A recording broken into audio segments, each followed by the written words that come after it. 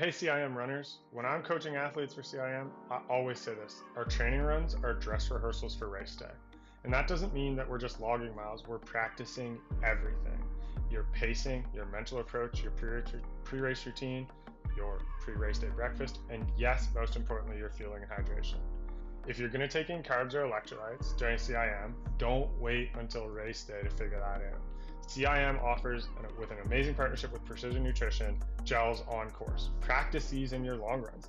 See how well it sits in your stomach, what timing works, what your stomach handles best in terms of how many grams of carbohydrates per hour. This also is very unique to each individual, and you have to kind of practice what works for you and what doesn't. So really, race day nutrition starts months beforehand, and practicing what you can tolerate, what you can't, what foods sit well with your stomach and might give you digestive problems the next day, and what foods don't.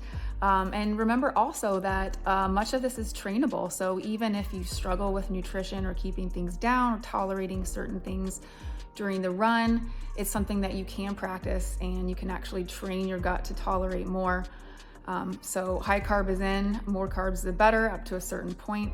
And this is something that a coach can definitely work with you and give you recommendations on. So before you run, aim to eat something with easy to digest carbs about 60 to 90 minutes beforehand.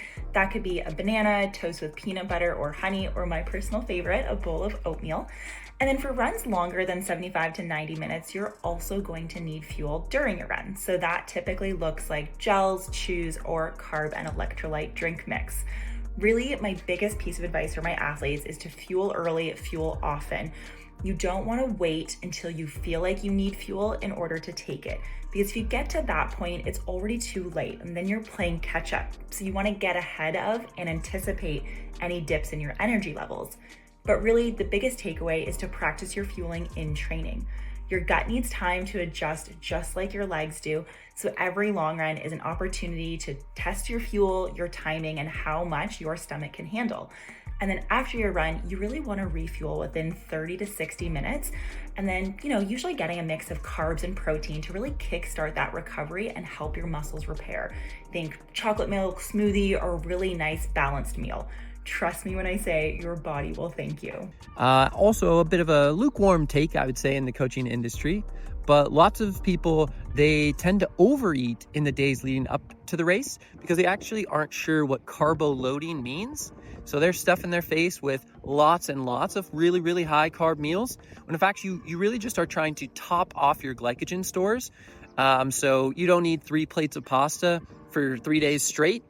You want to feel fueled, not bloated on race day morning. And so increasing your carb intake through the 3 or 4 days before is necessary, but you don't need to totally avoid protein, all sorts of other kinds of foods. And you don't need to eat double, triple the total volume of food that you'd been taking in before. On the morning of the race, which does start pretty early, you want to have some kind of simple carb-rich but digestible, meal 2 to 3 hours before. I go with waffles and peanut butter and banana. You can throw some honey on there, mixing in glucose and fructose. And then I also use like a liquid carb drink, especially the day before, to kind of smooth things off. Because again, I'm not trying to feel bloated. I just want to make sure that my glycogen stores are topped off from the carbs, and I'm ready to go a full 2 to 3 to 4 hours on race day.